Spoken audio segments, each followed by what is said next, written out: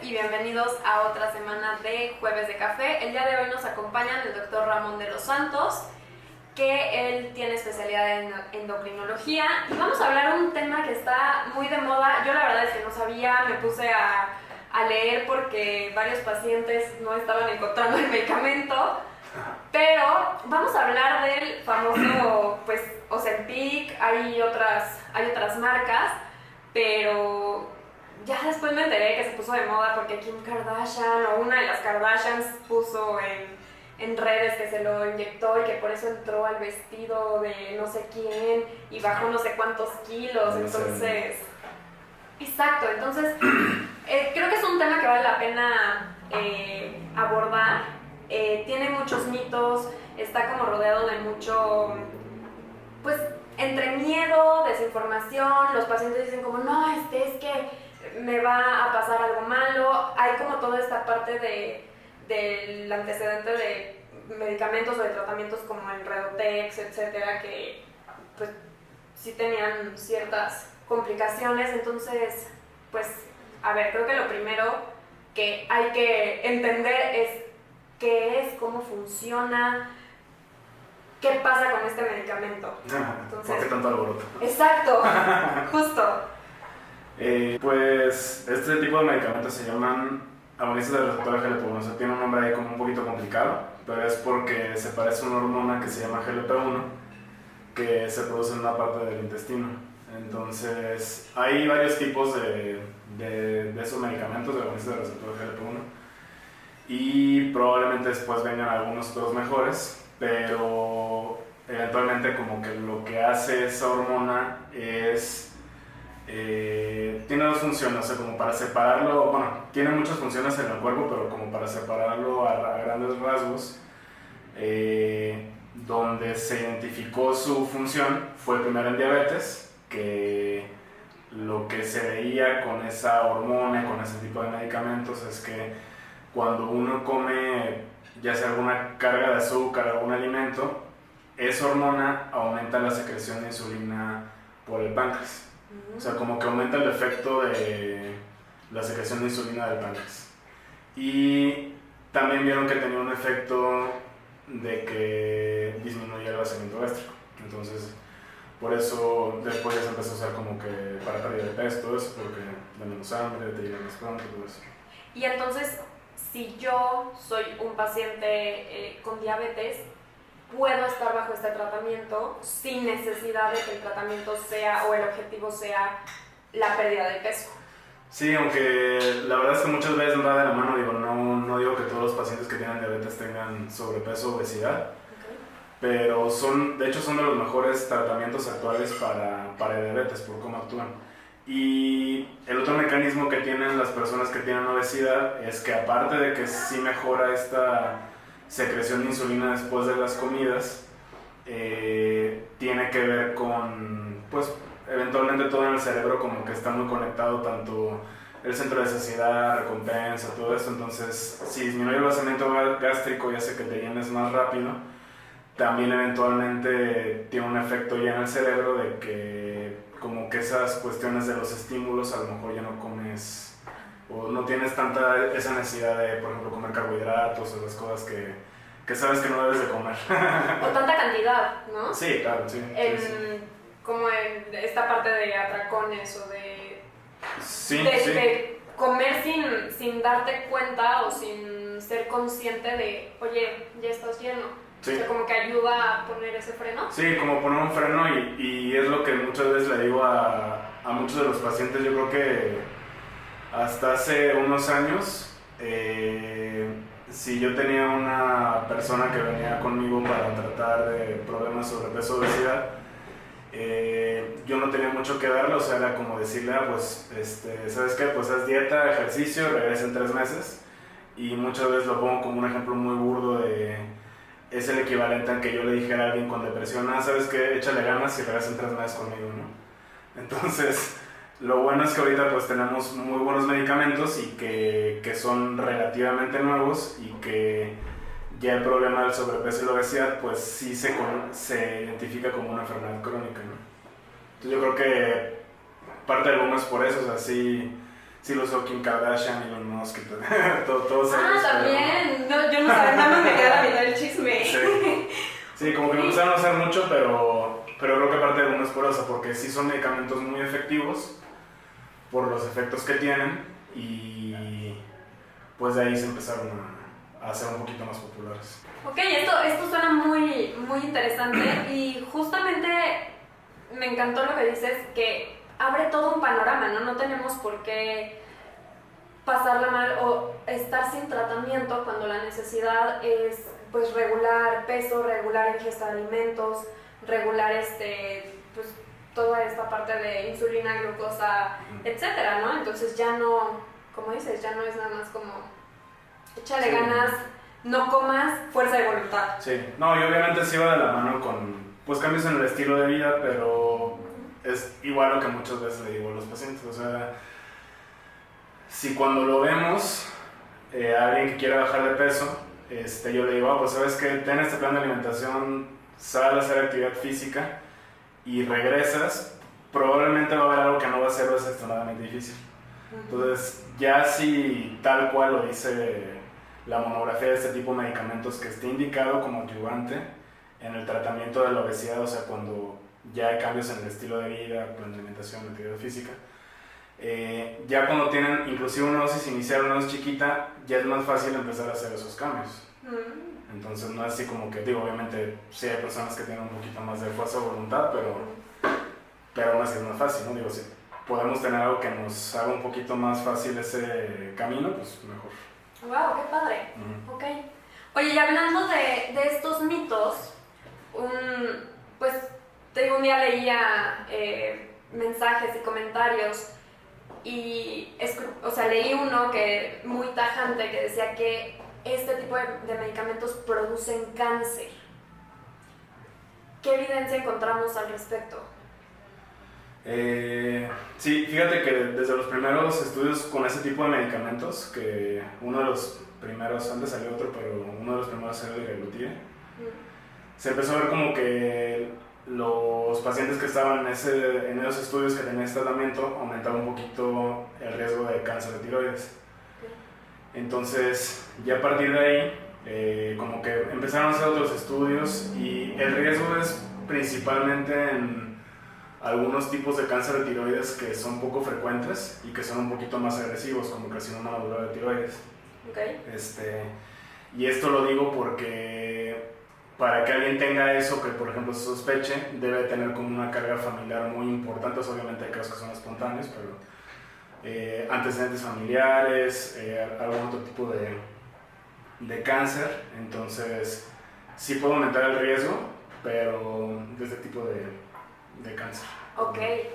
Y esta parte, bueno, ahorita me vino a la mente algo muy importante y que después quería yo relacionar y mencionar, que es justamente la importancia de una buena prescripción del medicamento, ¿no? Entonces, ahorita ya tenemos esta parte de no es mito, hay estudios, sí, pero se tiene que hacer una historia clínica, se tiene que armar como todo el expediente, antecedentes heredofamiliares, etcétera, para poder acceder o sea, para saber si eres o no candidato a este tipo de tratamientos. Sí, de hecho, perdón. No. No, ahorita que me preguntabas de lo del riesgo de cáncer de tiroides, o sea, ahorita se puso más de moda eso porque salió un estudio como una revista relativamente famosa, donde sí se veía que aumentaba el riesgo, pero ese estudio como que tuvo pros y contras.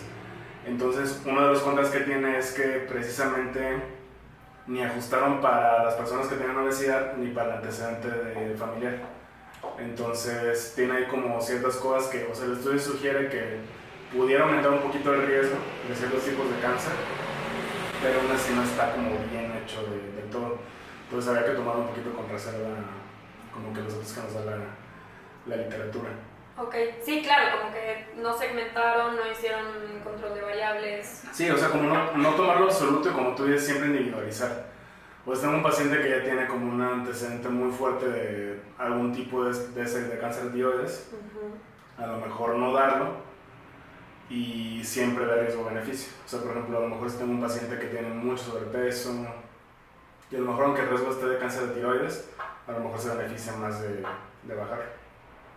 Y eso es bien importante porque, pues, zapatero a su zapato, ¿no? Y cada quien se tiene que enfocar en el área que toca, porque ahorita también pienso que hay muchísimos, pues, especialistas en diferentes áreas, por ejemplo, nutrición, inclusive he escuchado de coaches o de psicólogos que dicen como, no, es que a otro paciente le funcionó y a otra persona le funcionó y mira, ponte y la plumita, etcétera. Entonces, pues pienso que como todo, creo que la información debe de venir del especialista del área y que con esa información que el especialista tiene, pues en este caso tú puedan armar, puedan hacer el balance, conviene, no conviene, en cuánto me va a salir a mediano plazo, a largo plazo, tanto económica como emocionalmente, ¿no? Y pues eso como post-it a mí me gustaría anotarlo, de no todos están capacitados para prescribir este medicamento. Sí, yo creo que eso es lo importante. O sea, yo no estoy peleado en que si alguien de otra especialidad deje ese tipo de medicamentos. O sea, yo creo que lo que tú dijiste es el punto. O sea, lo tiene que prescribir algún personal médico que esté capacitado para eso.